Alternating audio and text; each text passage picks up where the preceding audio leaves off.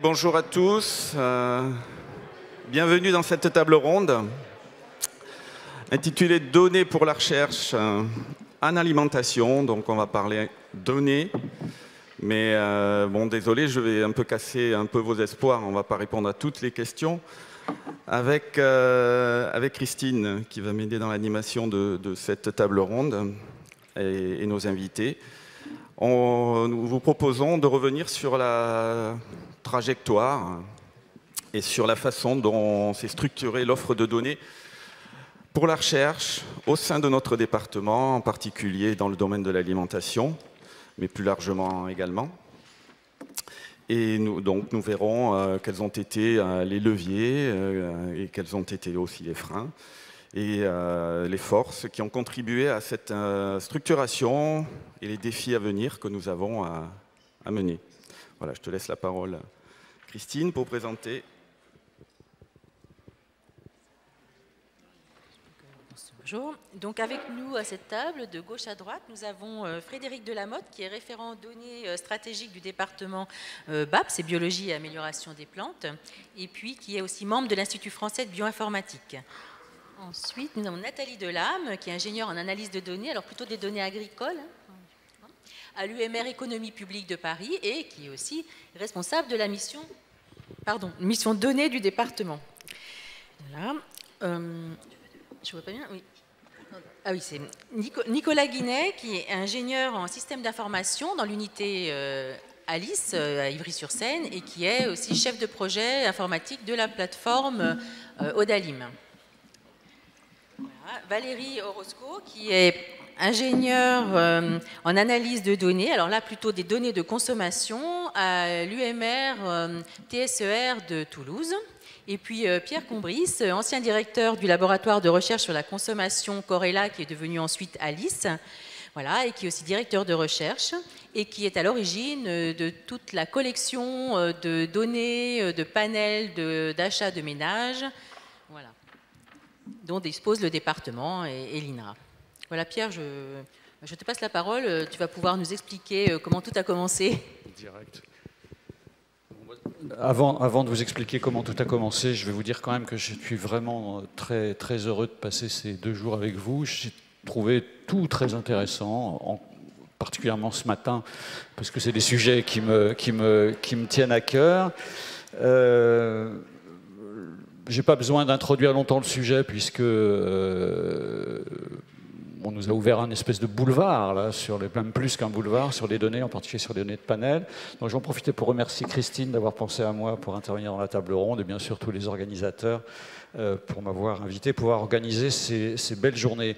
Alors cette question des sources de données, elle vous préoccupe tous, moi aussi elle m'a préoccupé pendant toute ma carrière, et le pire c'est que je m'en occupe encore, puisque je participe au conseil scientifique d'une structure qui s'appelle Numalim et qui a pour objectif de monter une base de données de référence sur les caractéristiques des produits. Et si vous avez bien écouté Louis-Georges ce matin, vous avez compris que c'était un des 3 outputs des politiques publiques, et que donc avoir des données à jour en permanence sur les caractéristiques des données, c'est hyper important. C'est pas de ça qu'on parle aujourd'hui. Donc c'est de l'arrivée des données de panel au sein du département. Et avant de dire, alors elles sont arrivées en gros entre 1987 et 90. Donc vous voyez, ça fait plus de 30 ans que les données de panel sont arrivées dans le département. Et pourquoi elles sont arrivées, comment elles sont arrivées, combien ça a coûté, je pense que ça peut vous intéresser, surtout la dernière question. Alors d'abord, je vais vous donner quelques éléments de contexte pour savoir comment on en est venu justement à ces données. Premier élément de contexte, c'est la façon dont on travaillait. Moi, quand je suis arrivé, j'ai commencé à travailler sur la consommation. C'était fin des années 80. On n'avait rien, quoi. On avait des annuaires papier sur lesquels il y avait les résultats de l'enquête alimentaire de l'INSEE. Alors ça, c'était pas rien. C'était une très belle enquête, très très belle enquête. Réalisée chaque année depuis 65, d'abord annuellement, puis ensuite avec des périodicités plus espacées. Qui enquêtait chaque année à peu près 7000 ménages, qui relevaient tous leurs achats alimentaires pendant une semaine, leur autoconsommation, etc. C'était superbe, superbe enquête. Le seul problème, c'est qu'on ne pouvait pas accéder aux données individuelles de cette enquête. On ne pouvait pas y accéder déjà institutionnellement, mais on n'avait de toute façon pas les moyens de les traiter. Donc on avait des tableaux avec des données réparties par catégorie socio-professionnelle ou par région ou par âge du chef de ménage, quand on disait chef de ménage à l'époque. Et une calculette au mieux, et puis avec ça, ben, on faisait des comparaisons d'une année sur l'autre, etc. C'est à peu près tout ce qu'on pouvait faire. Même, même économétrie, on ne savait pas très bien ce que ça voulait dire quoi, à l'époque. Dans un deuxième temps, on ne pouvait pas non plus modifier les variables sur lesquelles on travaillait. Donc les caractéristiques des produits, les caractéristiques des ménages étaient fixes, et une fois pour toutes. Dans un deuxième temps, disons au cours des années 80, on a pu enfin accéder aux bandes magnétiques sur lesquelles étaient ces résultats de données. On a pu les faire traiter dans des centres universitaires et on a commencé à rentrer un peu dans le détail des données. Une des questions qu'on se posait, et cette question était importante, vous allez voir pourquoi, c'est que comme on était habitué à traiter les données pour des catégories faites a priori, on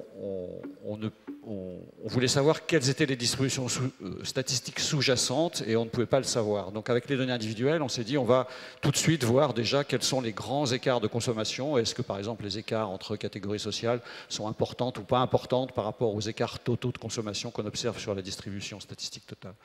Et puis quand on a pu donc rentrer dans les données, on s'est rendu compte que les distributions statistiques étaient très bizarres, tout simplement parce que c'était des achats, que donc pour la plupart des produits, il n'y avait pas d'achat pendant la semaine de l'enquête, donc il y avait beaucoup de zéros, et puis que de l'autre côté, il y avait des gens qui avaient acheté beaucoup, mais si on extrapolait ces achats à la consommation de l'année, en multipliant par 52, on avait exactement n'importe quoi.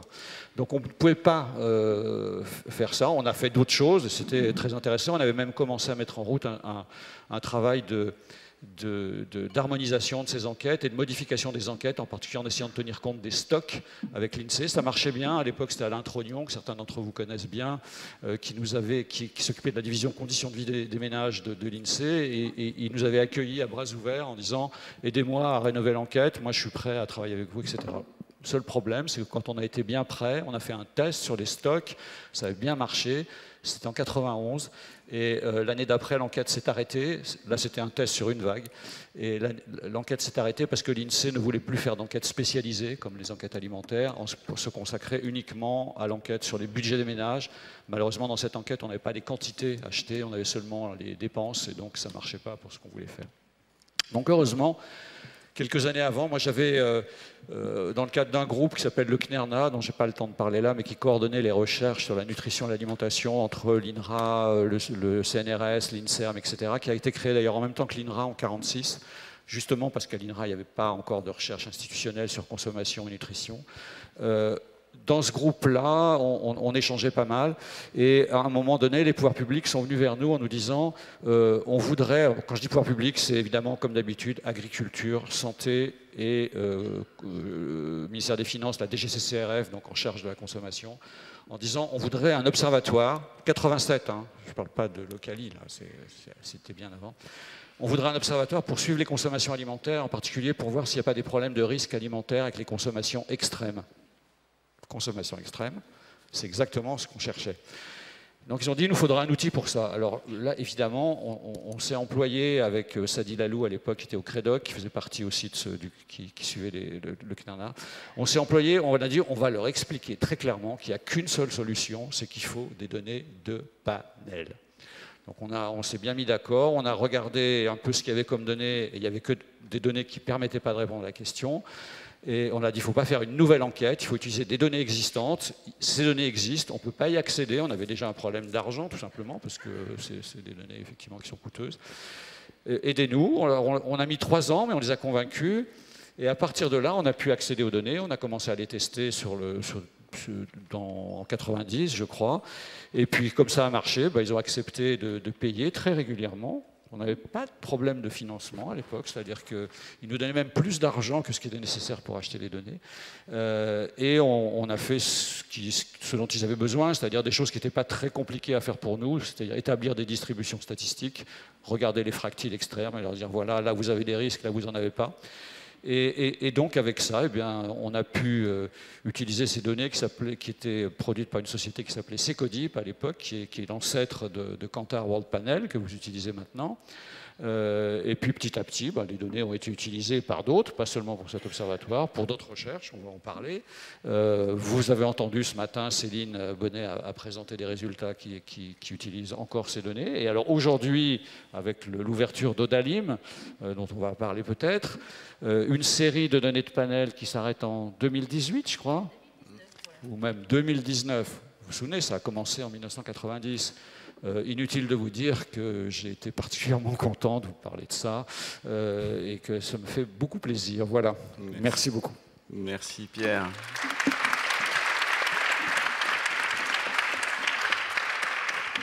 Comme tu l'as souligné à la base, ce sont les pouvoirs publics, ce sont les projets, ce sont les questions de recherche qui ont structuré tout ça. Et peut-être que Valérie, toi aussi, tu as suivi à distance, puisque tu n'es pas sur le même lieu géographique, mais tu as suivi ce démarrage. Merci. Alors avant de débuter la réponse à cette question, je voulais remercier les organisateurs et organisatrices, les animateurs et animatrices de cette table ronde. D'avoir pensé à moi, c'est très sympa. Donc en effet, je suis à Toulouse. On travaille en collaboration, Toulouse, Alice, autour des données de consommation. Je travaille sur ces données plus modestement que Pierre depuis 17 ans. Sur les projets scientifiques, donc j'utilise ces données en collaboration avec les chercheurs sur les projets scientifiques, et puis je participe à la phase amont des projets sur la réflexion de leur structuration. Et oui, évidemment, tout part des besoins des travaux scientifiques pour réfléchir à la structuration, la gestion des données et les infrastructures nécessaires. Et il y a eu des évolutions depuis qu'on a ces données. Alors, à titre d'exemple, je parle que de mon expérience, bien sûr. Quand j'ai commencé à travailler sur ces données de consommation alimentaire, sur ces achats de produits alimentaires par des ménages, on étudiait donc les comportements des consommateurs et consommatrices et les stratégies des acteurs. Et c'était essentiellement sur un produit ou un marché donné. Donc pour faire des petits clins d'œil, les boissons sucrées, la tomate, les fromages, l'eau en bouteille, par exemple. Aujourd'hui, les projets ils deviennent de plus en plus gourmands en données. Alors évidemment, il y a toujours des études aussi sur certaines filières ou produits, mais on observe quand même de plus en plus des projets qui ont besoin non pas d'un produit, mais de toute la diète. Ça veut dire toutes les données Kantar. Alors ça peut être sur une année, sur 2 années, mais comme l'a souligné Céline tout à l'heure, de plus en plus, il y a des projets qui vont s'intéresser à l'évolution des consommations sur une longue période, de plus de 20 ans.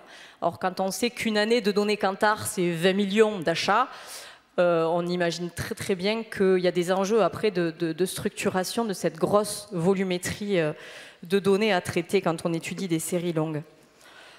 L'autre point, c'est que depuis les années 2000-2005, surtout, avec l'ANR qui avait lancé un programme donc, autour de la nutrition et l'alimentation, on s'est intéressé, comme ça a été souligné ce matin, à la relation entre la consommation alimentaire et la santé. Et dans les données Kantar, on observe juste les achats alimentaires des ménages pour pouvoir traiter cette question de l'impact sur les maladies chroniques ou l'obésité, par exemple. Il a fallu notamment croiser ces données d'achat avec la composition nutritionnelle, calories, protéines, lipides, macro- et micronutriments, des produits. Et ça veut dire croiser des sources de données qui sont au départ pas forcément faites pour exister ensemble. Et ça a été quand même un challenge. Donc on a développé un outil, et je ne l'ai pas fait toute seule. Je travaille toujours en collaboration avec d'autres ingés. Et puis aujourd'hui, comme ça a été souligné ce matin aussi, on s'intéresse à, comme Louis-Georges surtout l'a évoqué, à toute l'alimentation durable. Donc c'est l'impact de la conso sur la santé, mais aussi sur l'environnement, l'acceptabilité des changements de produits sur les consommateurs. Et donc ça veut dire qu'en fait, ce besoin en données, ce besoin en croisement de données de différentes sources, ils explosent en fait. Enfin, ce besoin explose, pardon.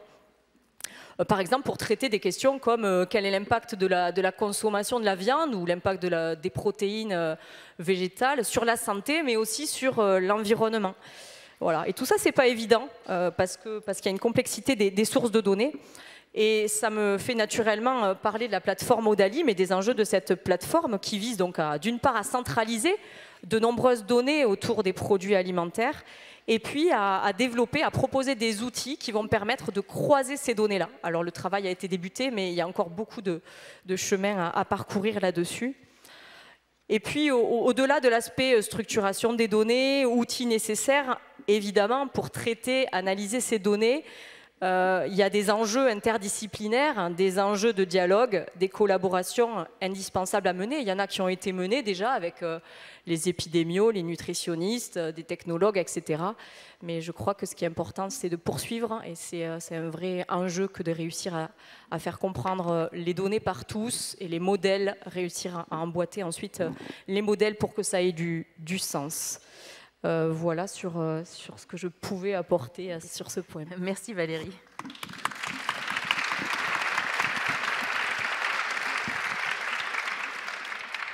Donc, bien, avec les données, il vient aussi la réglementation, les licences d'utilisation.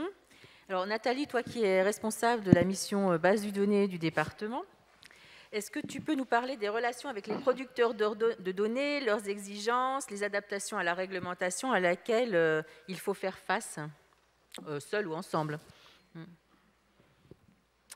Oui, merci déjà de m'avoir invitée à cette table ronde, qui n'est pas très ronde d'ailleurs, mais bon, peu importe. Alors, en fait, on a bien vu l'évolution de la plateforme pour réagir aux besoins des recherches. Et en même temps, il y a eu de gros efforts fournis pour assurer la sécurité, la sécurisation des données. Et ça, c'était un enjeu important pour notamment les données de Kantar, puisqu'on les a citées, pour répondre à la clause de non-concurrence, parce que ces données-là, bon, c'est des données à caractère personnel pour certaines, mais c'est aussi pour éviter que Kantar soit mis en concurrence par, je dirais, un comportement déloyal de notre part. Donc c'est grâce au travail qui a été fait par tous les chercheurs qui ont travaillé sur ces données et qui ont soigné ces données, j'ai envie de dire, ils en ont pris soin, ils ont fait attention à ne pas faire des diffusions, je dirais, tous azimuts, parce que quand on travaille bien, hein, je pense, honnêtement. Et ça a établi un climat de confiance qui a été très important ces dernières années, quand nous est arrivée la réglementation RGPD, qui posait en fait la responsabilité à la fois sur le producteur et sur l'utilisateur. Or, avant, on se défaussait sur le producteur, et on a vu que grâce à tout le climat de confiance qu'on avait entretenu, la convention elle a été assez rapidement signée, et on a pu travailler, on a continué. Et ça, c'est un effort que le département a toujours fait en collectif, c'était d'entretenir des relations, je dirais, régulières et pour établir un climat de confiance avec tous ces producteurs de données. Alors des fois, ça marche mieux que d'autres. Et là, on va avoir le nouvel enjeu de la science ouverte qui va relancer un petit peu des crispations parce que, alors, j'ai envie de dire, la science ouverte, nous, on va vraiment pleinement utiliser le principe d'ouvrir autant que possible et fermer autant que nécessaire. Et ça va rassurer, je pense, à la fois les chercheurs et les producteurs. Et il y a un travail qui est fait encore là pour établir un plan de gestion de données de structure. Donc, on est en plein dans les travaux pour l'ouverture. Voilà. Merci Nathalie.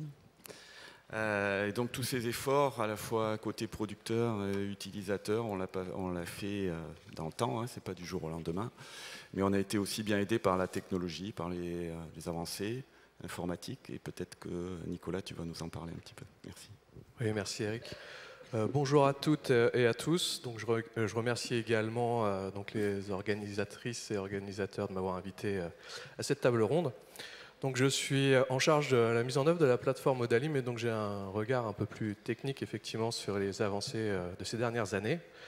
Alors la question est vraiment très très large, il y a beaucoup de choses à dire. Donc en fait, je vais passer vraiment, je vais juste citer quelques points que je ne vais pas développer. Bien sûr, on est dans l'ère de la communication avec les réseaux Internet qui ont beaucoup fait évoluer notre métier, la dématérialisation, les nouvelles manières de récolter donc, ces données.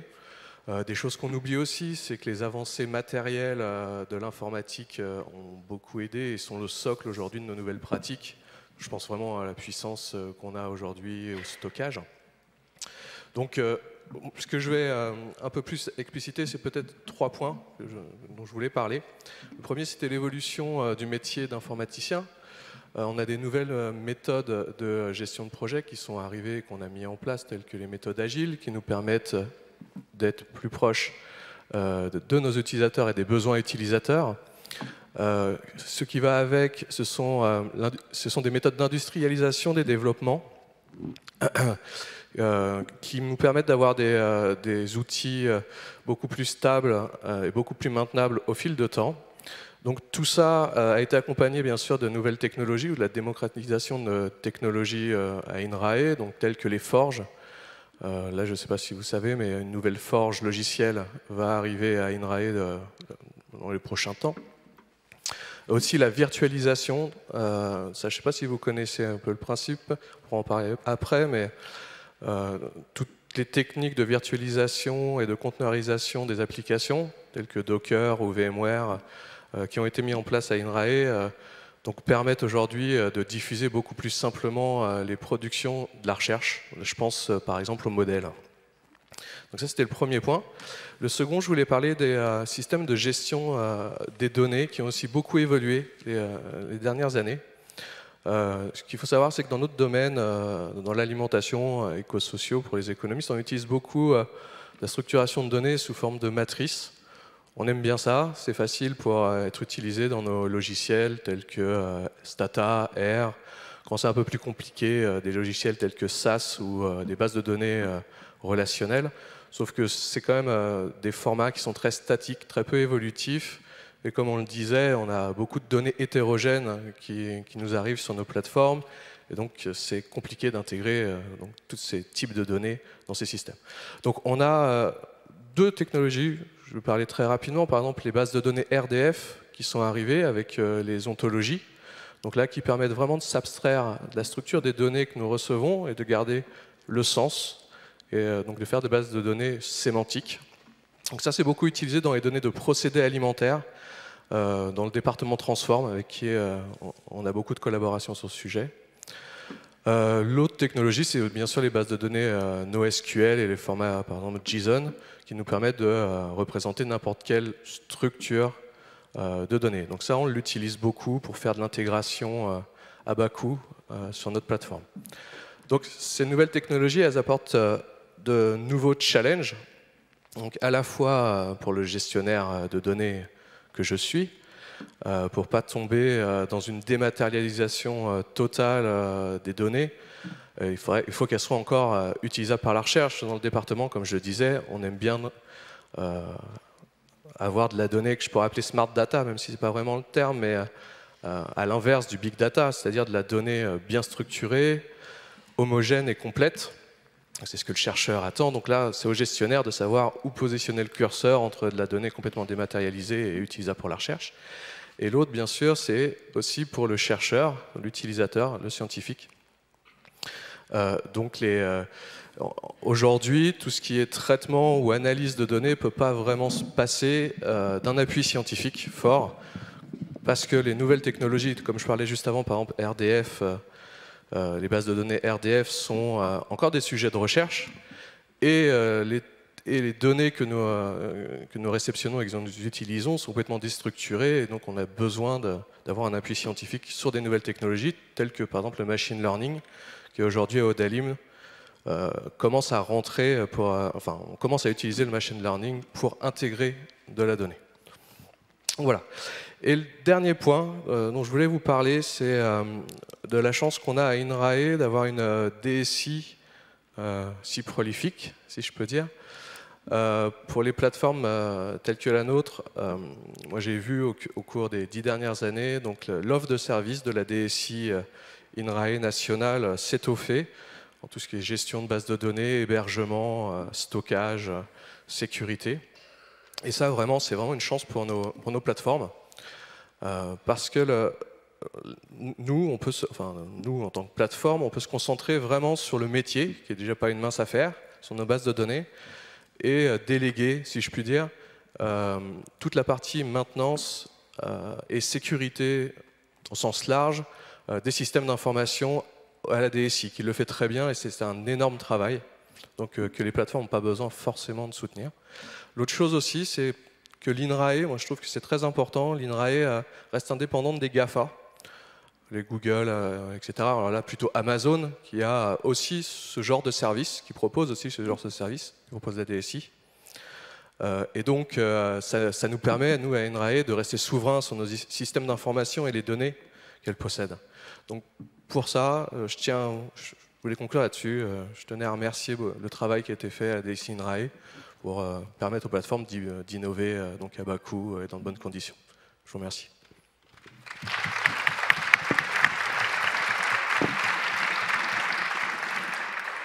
Merci Nicolas. Donc, comme vient de le dire Nicolas, il faut être accompagné pour franchir les différents virages technologiques nécessaires. Mais bon, on a aussi besoin d'appui financier, organisationnel et en moyens humains. Et le département nous en a apporté. Est-ce que Nathalie, tu pourrais nous en dire plus ?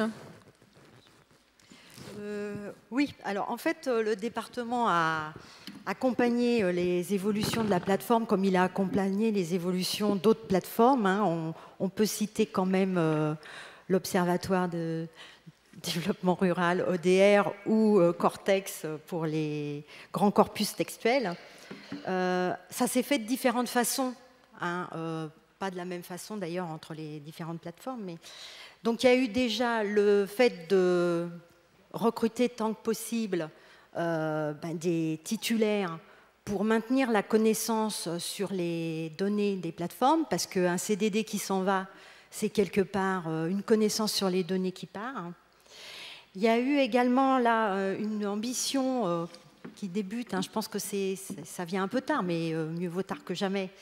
La mission donnée qui devrait quand même plus soutenir et développer la diffusion des moyens d'accès à la fois techniques et financiers pour ces plateformes, pour expliquer comment on y accède, parce que des fois il y a peut-être, je dirais, des pertes d'utilisation. Or, ce qui donne la valeur à ces données, c'est aussi le nombre d'utilisateurs pour des travaux de recherche.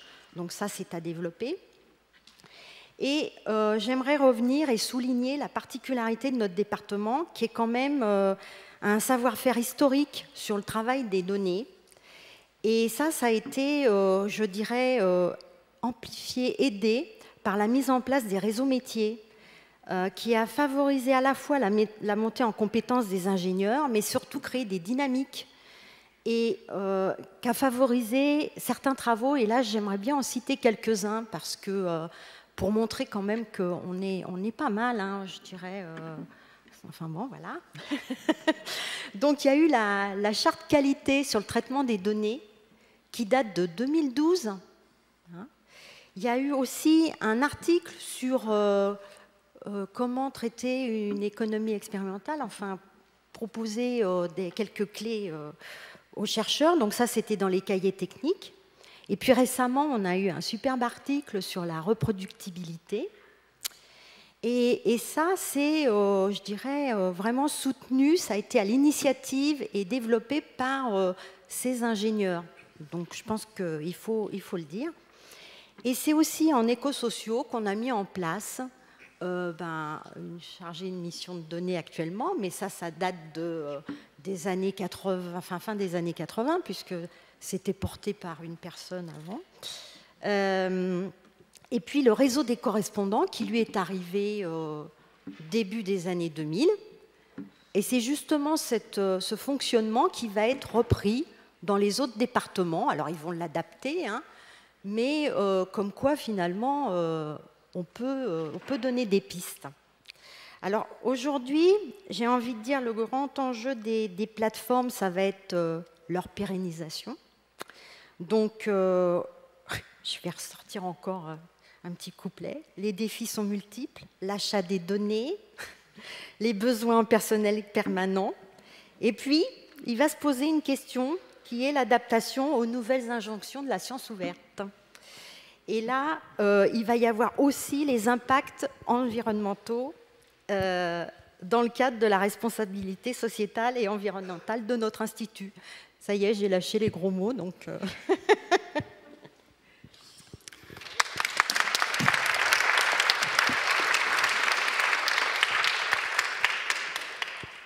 Eh bien, merci Nathalie. Tu tends la perche sur l'ouverture des données.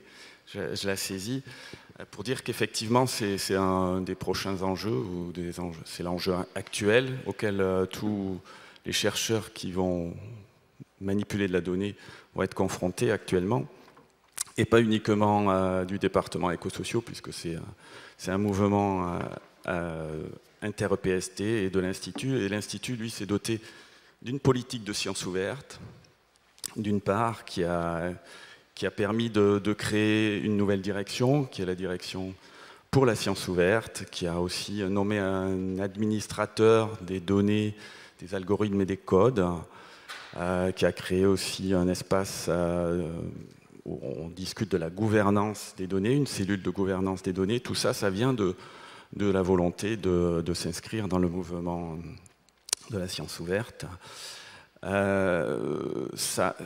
Dernièrement, il y a un plan donné pour la science qui vient d'être produit avec des actions spécifiques qui sont en train de se mettre en place et pour offrir aux chercheurs des services autour des plans de gestion de données, autour des thésaurus. On a parlé d'ontologie tout à l'heure, de triple store, c'est une façon de stocker les données avec des ontologies.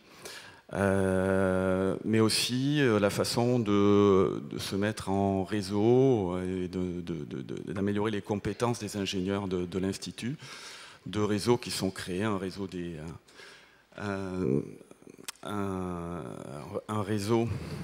voilà,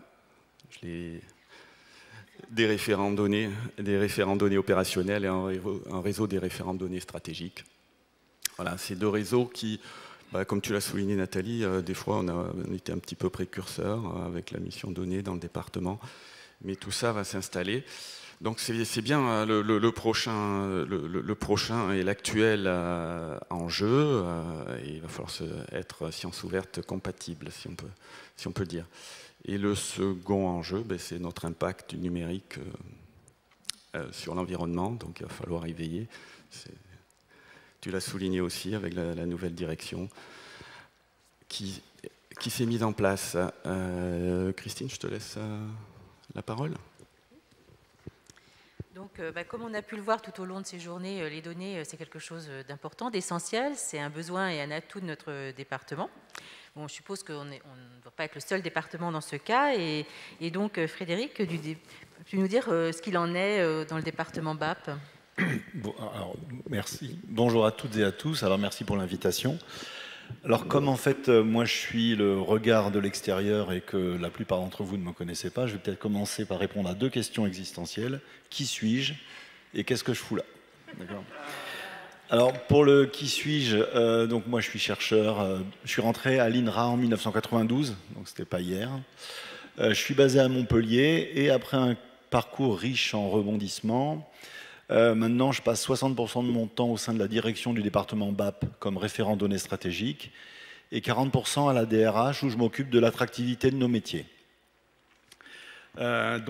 Pourquoi j'ai été choisi? Alors, il y a deux hypothèses et je vous propose qu'on tranche rapidement.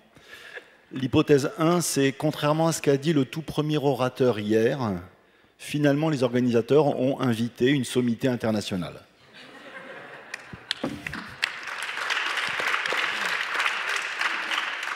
La flatterie ne vous mènera nulle part. L'hypothèse 2, c'est qu'en fait, dans mes missions actuelles, j'ai beaucoup interagi avec la DIPSO, donc avec Eric, et il s'est dit que finalement, il avait rencontré au moins un biologiste qui avait l'air assez sympathique et qui était prêt à dialoguer. Donc, voilà. Donc, statistiquement, merci. statistiquement, on peut affirmer qu'il existe au moins un biologiste. Bon. Et donc moi, quand il m'a invité pour cette table ronde, moi j'ai décidé de jouer le jeu à fond et de rester les 2 jours. Pourquoi? Parce que ces derniers mois, j'ai discuté, notamment avec Nathalie, il se trouve, et une fois on devait résoudre une question toute bête, c'est quoi le prix de la donnée? Et je me suis rendu compte qu'on n'avait même pas la même définition du prix et de la donnée. Donc bon, ça partait loin. Et en fait, cette discussion-là m'a sidéré au sens positif du terme. Je me suis rendu compte que même si on était dans le même institut, on avait des visions extrêmement différentes de certaines choses. Et notamment, un truc qui m'a sidéré le plus, c'est que je me suis rendu compte qu'il y a des expériences que vous ne pouvez jamais refaire. Je me suis tout d'un coup frappé par le fait qu'on ne peut pas refaire 2 fois un sondage. Alors ça m'a sidéré. Bon, je ne sais pas ce que je vais en faire dans le restant de ma vie, mais le fait que vous ne puissiez pas rejouer une expérience, ça m'a fait beaucoup de... Ça m'a beaucoup travaillé. La première journée, au début, en l'intro, vous avez eu... J'ai ressenti comme chez vous le besoin de redire pourquoi vous étiez à l'INRAE. Alors là, moi, je vais vous donner mon point de vue. Quand on fait un grand raout comme ça à BAP, personne ne s'oppose de savoir si biologie, amélioration des plantes, c'est INRAE ou pas. Le fait qu'on ait des champs, des vergers, des tracteurs et des bottes en caoutchouc, ça doit beaucoup aider parce que je pense que dans l'imagerie populaire, on ressemble plus à des chercheurs INRA que vous. Ça, c'est clair. Par contre, actuellement, on parle beaucoup d'agroécologie. L'agroécologie, c'est un moyen pour accéder au développement durable. Et le développement durable, il y a 3 piliers qui sont environnement, économie et société. Donc ceux d'entre vous qui ont choisi le nom du département, Sacré Filou, vous saviez à l'avance que vous alliez avoir 2 des 3 piliers du développement durable. Et ça, c'est l'alignement stratégique de l'INRA, c'est les Nations Unies. Donc il n'y a pour moi aucun doute, vous êtes vraiment à fond là-dedans. Et moi, il se trouve que dans mon boulot, j'accompagne 19 unités expérimentales, 1800 hectares de terrain, des vergers, des champs, des prairies. Et en fait, si malgré tout l'effort qu'on fait, tout le savoir-faire de mes collègues, femmes et hommes qui travaillent là-dessus, on arrive à une solution agronomiquement correcte, si elle est économiquement insoutenable ou socialement inacceptable, on aura travaillé pour rien. Donc je ressors de là avec la vraie envie de tisser du lien. Je pense qu'il y en a d'autres qui avaient commencé avant moi, mais moi voilà, j'ai vraiment été super intéressé. J'ai pas tout compris, ce qui va m'amener d'ailleurs à un petit point d'attention vous concernant. Ne le prenez pas mal, mais quand vous parlez à des biologistes, arrêtez de vous la ramener avec le plus que parfait du subjonctif. D'accord? Les biologistes sont des anges simples, auxiliaires, sujet, verbe. D'accord? Parce que quand on parle d'interopérabilité, comme l'a fait Nicolas, il faut déjà que ce soit entre les individus. Donc, moi, j'ai plein de pistes. Après, savoir comment rendre interopérables les données de nos expérimentations et les vôtres, là, j'ai pas trop d'idées. Mais je pense qu'il y a vraiment à faire et à tisser avant tout du dialogue interpersonnel. Bon, ça, c'était mon propos liminaire qui va m'amener donc à revenir à la table ronde. Alors, vous voyez aussi une différence entre les écosociaux et les biologistes. C'est que là, il y a des feuilles imprimées avec du stabilo, et puis là, il y a un gars qui a mis des gribouillis sur une feuille de papier. Bon, mais on peut quand même travailler ensemble. Nathalie peut en témoigner. Alors, sommes-nous différents? Est-ce que les biologistes et les écosociaux sont différents? Ou avons-nous des points communs? Alors moi, il se trouve que dans ma vie, j'ai un très gros avantage sur vous, c'est que les objets sur lesquels je travaille sont inanimés. Ils n'ont pas d'avis sur la question, et en plus, ils ne peuvent même pas se sauver. C'est la définition même d'une plante. En plus, ils ne sont pas concernés par le RGPD. Donc ça, pour moi, ça démarre de manière bien plus facile. En plus, c'est une reproduction végétative, donc moi, si je rate la manip, je peux la refaire indéfiniment. Donc ça, c'est pas mal. Par contre, vous avez beaucoup discuté du lien entre vos travaux et l'appui aux politiques publiques. Ben, il se trouve que ce qui se passe dans un champ est beaucoup plus loin du bureau d'un ministre que ce que vous faites. Donc moi, la distance entre la manip et l'impact sociétal est plus longue. Et la frustration est donc encore un peu plus importante que ce que j'ai pu ressentir chez vous jusqu'à présent. Bon, par contre, moi, je vois qu'il y a beaucoup de zones de convergence. Alors déjà, je vais reprendre un peu ce que disait Pierre. Quand l'INSEE a arrêté de produire des données, qu'est-ce que vous avez fait? Vous êtes pris en main. Bon, ben, il se trouve qu'en biologie, on a fait ce virage aussi et qu'on possède nos propre plateforme de production de données. Donc on a bien sûr les unités expérimentales, mais on fait du génotypage, du phénotypage, du séquençage. Ce qui nous amène par contre à avoir un impact, comme en parlait Nicolas, c'est après, nous, c'est le volume de données à stocker et l'impact environnemental, comme disait Eric. Donc, quand les besoins des chercheurs dérivent des besoins des pouvoirs publics et encore plus des besoins des acteurs privés, les chercheurs se reprennent en main et prennent le contrôle de la production de leurs données. C'est un peu ce que j'ai cru entendre ici. Et bien sûr, la science ouverte arrive là-dessus. Et ce qui me paraît très important de garder à l'esprit, c'est que la science ouverte, c'est un nouveau cadre pour faire de la recherche. C'est un cadre déjà qui fait sortir de nos silos. Et ça, c'est super intéressant. Alors, ça génère du stress, parce qu'on avait une zone de confort où on était vraiment bien. Et on sort de nos silos. Mais ça peut être très utile, parce que quand je regarde ce que disait Valérie sur l'impact de la viande, eh ben, si on peut mettre en commun les données concernant la santé, concernant le budget, concernant le climat, ben finalement, la réponse, on l'obtiendra plus vite et de manière plus fiable.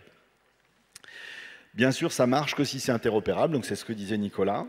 Il y a des questions, bien sûr, de format de fichier, mais je pense qu'il va y avoir aussi des questions de design d'expérience et d'une réflexion globale à avoir.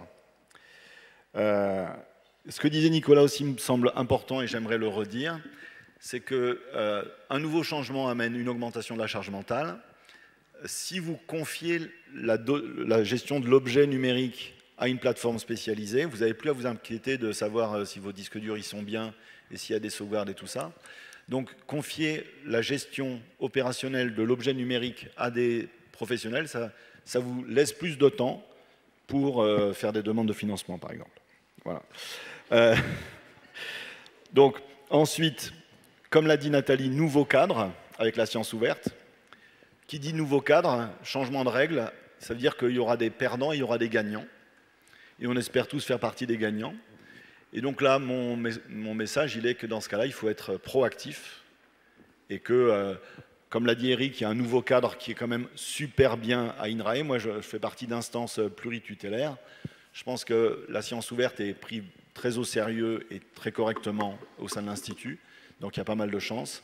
Je pense qu'il va y avoir quand même avoir pour nous des changements d'habitude et des montées en compétences. Mais je suis sûr que ça se passera bien chez vous aussi. Merci.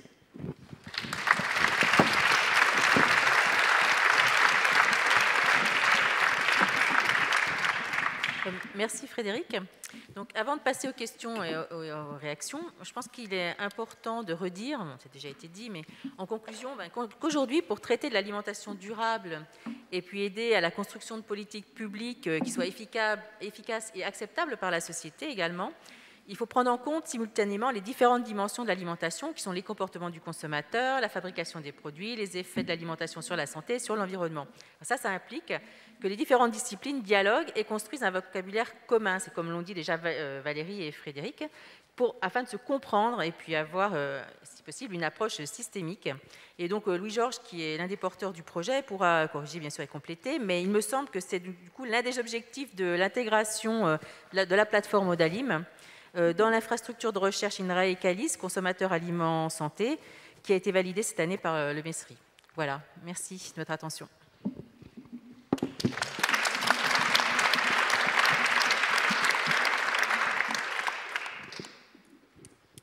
Donc, il y a des petites questions.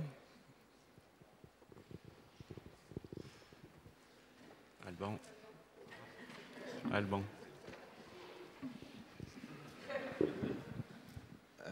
Merci beaucoup donc, pour cette seconde table ronde donc, extrêmement stratégique pour notre département, hein, comme on l'a vu avec des questions d'accès aux données, de lien aussi quand même entre le type de données, les relations hautement stratégiques avec les fournisseurs, le SSP, les données Kantar, etc. Et aussi quand même la façon dont on les utilise et dont les autres départements et la direction d'INRAE voient nos disciplines et la façon, quelles sont nos approches en termes d'utilisation de données et plus précisément en termes de modèles qu'on applique à ces données. Donc je ne peux pas voilà, m'empêcher de, comme il y a un très sympathique collègue du département BAP, c'est un petit clin d'œil à chaque fois que je discutais avec l'ancienne chef du département BAP, hein, Carole Caronta, Dire que c'était très bien de dire que c'était stratégique pour l'Institut d'avoir une réflexion prospective sur des approches prédictives en biologie et en écologie. Et je ne pouvais pas m'empêcher de lui rappeler à chaque fois que dans nos départements, on a beaucoup de modélisateurs qui ont des méthodes de modélisation, y compris prédictives. Alors, ce n'est pas toujours temporel, hein, ça peut être spatio-temporel, ça peut être des coupes instantanées ou autre chose, mais on a vraiment du partage de méthodes à faire. Et du côté, je renvoie un peu la balle vers certains départements biotechniques hein, en leur disant, les modélisateurs, c'est pas que le département Matnum, on a beaucoup de modélisateurs, on a des questions qui sont très proches, surtout si on voit par exemple l'ARP BioPredict. Le dernier paquet de l'ARP, c'est quand même des données qui vont du global au local. Et on est vraiment sur ces questions-là aussi d'échelle. Donc ouvrons-nous aussi un peu, allons voir ce que les économistes notamment font en termes de modélisation. Et je voudrais juste terminer par, je pense qu'on progresse doucement, mais on progresse. On vient d'avoir notre schéma stratégique de département validé, je pense, Pierre, récemment, par la direction. C'est la première fois, il me semble, ça doit être le 4e SSD auquel je contribue, où on mentionne des projets avec BAP. Donc je pense qu'on progresse doucement. Hein. Donc 4 SSD, ça fait 16 ans à peu près. Voilà. Mais on est sur la bonne voie, je pense. Bon, alors, si je peux répondre, moi j'ai participé qu'à un seul SSD, c'était il y a 2 mois. Donc je débute. Par contre, comme la science ouverte fait sauter les silos, maintenant on va se réunir régulièrement avec tous les référents données stratégiques de tous les départements. Et là, dans ce cas-là, on ne va pas se préoccuper de l'atteinte des objectifs d'un département ou d'un autre, mais on va plutôt s'occuper du bien commun, si j'ose dire. Et à mon avis, je vois ça comme un espace de discussion, parce qu'en plus, chaque chef de département, il doit gérer sa boutique, c'est extrêmement contraignant et tout ça. Mais par contre, les chercheurs, une fois qu'ils ont été aiguillonnés par la curiosité, si tu arrives à créer du lien de chercheur à chercheur, après, il y aura un mouvement plus du bas vers le haut et qui pourrait amener quand même à des solutions sans qu'on passe par des accords complexes, quoi. Donc moi, je pense que le forum des référents données stratégiques pourrait être une chose intéressante. Une question, Chantal? J'ai une question, je pense un peu pour tout le monde. Vous avez parlé de calculer l'impact environnemental de l'alimentation. Du coup, peut-être que vous le faites, je ne sais pas, mais est-ce qu'il y a, dans Odalim, une volonté ou une direction qui ferait interconnecter des bases de données consommation et des bases de données commerce international? Parce que si on veut calculer l'impact environnemental, il faut savoir la part des produits consommés chez nous qui viennent d'ailleurs. Merci. Alors pour l'instant, on n'a pas encore de base de données de commerce international. On a plutôt des données de consommation alimentaire, des données d'achat alimentaire, de nutrition et des données environnementales, les données de l'ADEME, mais nous n'avons pas encore ce genre de données. Après, pourquoi pas? Après, c'est toujours une question de nomenclature également. Voilà.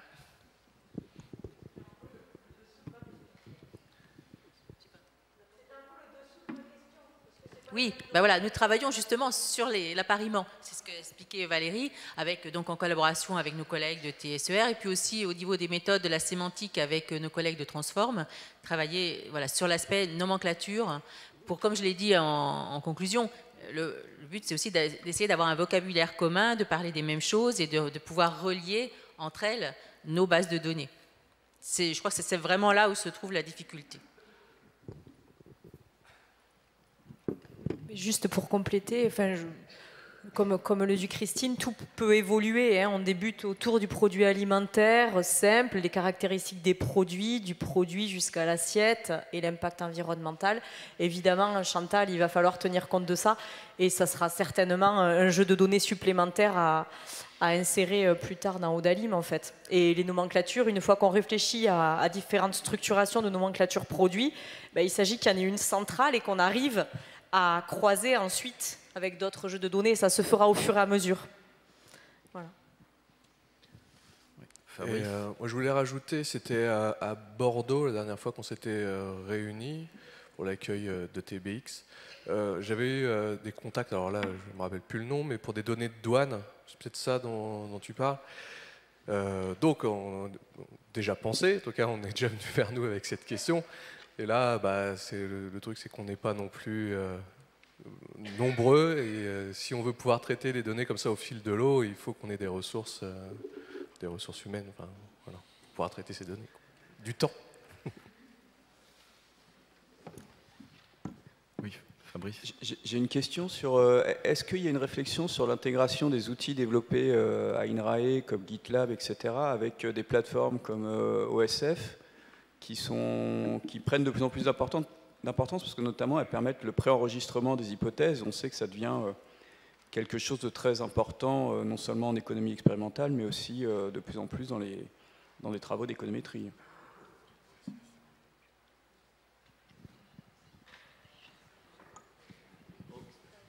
Oui, OSF, c'est Open Science Framework. Hein, c'est une plateforme, je pense américaine, mais publique. C'est osf.io, c'est ça dont tu parles? Leur URL, c'est osf.io. Voilà, c'est ça, oui. Bon, oui, je m'en sers aussi pas mal, oui. En fait, on peut... Donc, c'est pour enregistrer les protocoles. C'est un dépôt enfin, on peut déposer des données, des logiciels, voilà. Et puis, on peut aussi, il y a des liens. Ça intègre d'autres logiciels. Il y a une approche intéressante dans la science ouverte qu'on n'a pas mentionnée. C'est... en fait, quand on a une expérience qui a raté par rapport à l'hypothèse de départ, on jette tout et on ne partage pas. Donc, alors qu'une expérience qui a raté, ça peut être intéressant. Et sur le cas d'OSF.io, on peut déposer un plan d'expérience, et s'il est validé, après, si la manip a raté, alors en biologie, c'est peut-être plus fréquent que chez vous, je ne sais pas, mais on peut quand même publier finalement ce qui est un résultat négatif et qui serait passé à la poubelle avant. Donc, pour moi, c'est une retombée positive de la science ouverte. C'est qu'on partage les hypothèses et les échecs quand cette hypothèse n'était pas supportée par la réalité de l'expérimentation. Je vais juste rajouter, je pense que tu poses ta question au très bon moment, parce que la forge GitLab est en train de se mettre en place et on a des réunions dans les prochains jours. Donc je garde ta question et je la poserai, je la mettrai en tant que besoin. Oui, peut-être quand même dire, compléter, je suis tout à fait d'accord avec ce qu'a dit Frédéric, c'est même quelque chose qui est encouragé par le ministère de la Recherche, c'est des choses qui sont en cours, c'est encouragé parce que vraiment encourager l'open science pour la qualité de la recherche, qu'on sache aussi, et pour ne pas perdre de temps, effectivement les échecs qui ont eu lieu et de pouvoir y avoir accès. Et je pense que c'est important par rapport à l'open science aussi d'ajouter que de plus en plus, le fait de pouvoir ouvrir ces données et ces programmes seront des choses prises en compte pour l'évaluation des agents aussi. Et puis, si je peux rajouter, j'ai une belle transition là, juste sur ouverture des données et puis l'argument bien apprécié de pas mal d'entre nous, aussi fermé que nécessaire. Donc, certaines données sont confidentielles, on ne peut pas les ouvrir, certes. Ça n'empêche pas de diffuser les codes s'ils ne contiennent pas, eux, d'informations confidentielles d'une part. Et puis, on peut également, aujourd'hui, faire certifier la reproductibilité des traitements d'un projet de recherche sans communiquer les données. Ça met un petit peu une garantie de la qualité du travail. Et ça va exploser de plus en plus. Y compris sur les données confidentielles. Donc il y a par exemple un accord entre le CASD et une agence de certification qui s'appelle Cascade. Et ça veut dire que le Cascade, l'agence de certification, a accès aux données confidentielles le temps de faire la certification. C'est un accord qui a été conclu, puis après, il ferme l'accès. Donc ça va aller de l'avant et je pense qu'il va falloir que chacun d'entre nous se projette là-dessus. Voilà, réfléchir à la qualité des travaux, reproductibilité, ça va avec préenregistrer ces hypothèses aussi. C'est toute une réflexion et je crois qu'il faut être proactif avant de le vivre comme une contrainte des revues. Je m'arrête là parce qu'il y a d'autres questions. Oui, Hervé. Quand on avait élaboré, ça s'appelait comment, Bertrand, le schéma d'orientation de l'INRA, le document d'orientation. Pas celui-ci, mais l'autre d'avant. on avait demandé, la direction, on avait fait un audit externe. Et la première chose que nous avait dit l'audit, enfin les auditeurs, le problème à l'INRA, à l'époque, c'est que pour vous, tout est stratégique. Et du coup, ils avaient dit, du coup, vous n'arrivez pas à faire des priorités, puisque tout est mis au même niveau. Et donc la question par rapport aux données, par rapport à ce que vous dites, quoi, voilà, c'est, bon, y compris dans les schémas stratégiques de département, puisqu'on appelle ça stratégique, et du coup, il y avait eu le débat sur, en gros, les questions de recherche dictées par les données ou les besoins de données dictés par les questions. Je caricature, mais pour simplifier, quoi. Et du coup, par rapport au département, c'est vrai aussi pour BAP, hein, c'est vrai pour tous, hein, comment vous vous situez aujourd'hui par rapport à cette question-là, par rapport à la demande qui fait boule de neige, en fait, de données, et du coup, se poser un moment par rapport aux questions auxquelles vous cherchez à répondre et les besoins prioritaires des données par rapport à celles-ci. Puisque vous n'aurez jamais, nous n'aurons jamais toutes les ressources pour répondre à toutes les questions que l'on souhaite résoudre. Alors, j'ai pas de réponse rapide là-dessus, mais j'ai des réponses. En fait, j'ai trop de réponses. Il se trouve qu'au sein de l'Institut français de bioinformatique, dont on parlait tout à l'heure, on a monté une formation qui s'appelle Faire Data, c'est une introduction à la science ouverte. Et la demi-journée d'introduction parle que de ça, en gros. En fait, le monde dans lequel nous vivons est passé d'un monde analogique à un monde numérique. Ça a été le premier problème, la disruption numérique. Et c'est la disruption numérique qui a changé le monde dans lequel nous vivons et qui a produit une explosion des données. Ça l'a changé à tous les niveaux, mais les jeunes, ils ne s'en rendent pas compte. ACFA, qui se rappelle d'ACFA? En 12 ans, ils sont passés de leur meilleure année à la banqueroute. La G7, ils étaient fiers, maintenant c'est Uber à la place. Netflix n'a pas de salle de cinéma, c'est le premier fournisseur de... Donc ça a vraiment cassé l'existant. Ça, c'est une chose. Et donc, potentiellement, ça casse le monde académique si on n'est pas prêt. Donc, disruption numérique, déluge de données, et donc impact environnemental du stockage de ces données. Alors moi, j'avais proposé qu'on ferme TikTok, tu vois, pour économiser des disques durs, mais on m'a dit que c'était dictatorial. Mais en effet, il y a des choix au-delà même du monde académique. C'est-à-dire qu'on produit de la donnée tout le temps, on est connecté tout le temps. Ensuite, nous, l'impact que ça a eu sur le BAP, par exemple, c'est le coût unitaire de la donnée a chuté de manière inimaginable. Le premier séquençage du génome humain, c'était pas BAP, mais c'est pour donner une idée, c'était 13 ans et 3 milliards, 13 ans de travail et 3 milliards. Maintenant, un génome humain, c'est 250 balles et quelques heures. Donc, on a un changement presque de paradigme, où avant, on réfléchissait à l'expérimentation, on faisait la manip et on la publiait. Donc, la publication de recherche contenait à peu près toutes les données. En termes de réutilisation, c'était pas mal. Maintenant, on génère massivement de la donnée. On n'a pas un génome de riz, on a 3000 génomes de riz. D'accord ?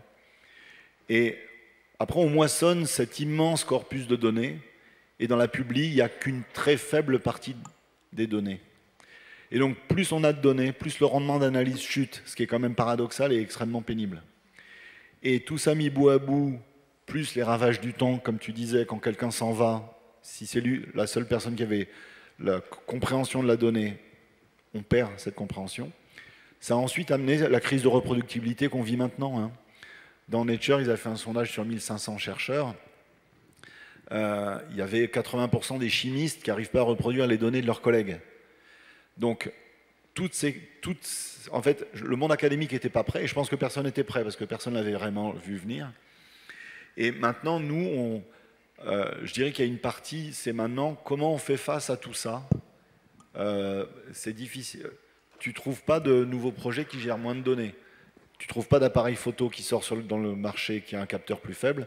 Tu ne trouves pas un drone qui est moins résolu. Tu ne trouves pas un satellite qui fait des moins bonnes photos. Donc, hélas, c'est difficile. Ça pourrait être très intéressant, parce que la science ouverte, c'est aussi des aspects déontologiques et éthiques, de dire, est-ce qu'à un moment, on se pose, on réfléchit à une autre manière de produire de la donnée. Mais ça, moi, je ne me sens pas personnellement les épaules pour porter ce genre de choses, parce que c'est vraiment orthogonal avec le flux actuel, quoi. Voilà. Merci Frédéric. une dernière réaction?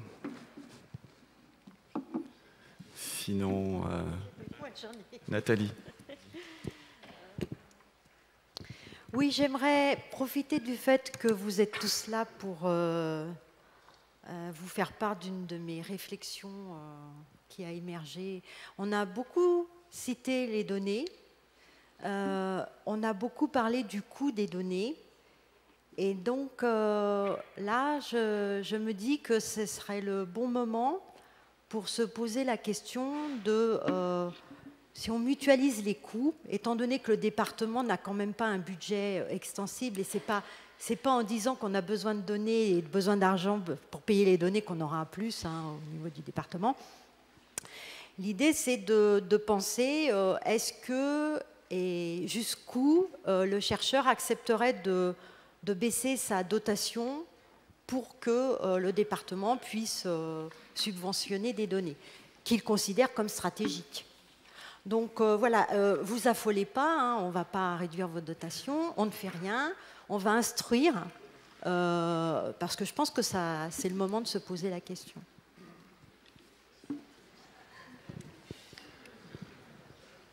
Bon, ben, merci à tous.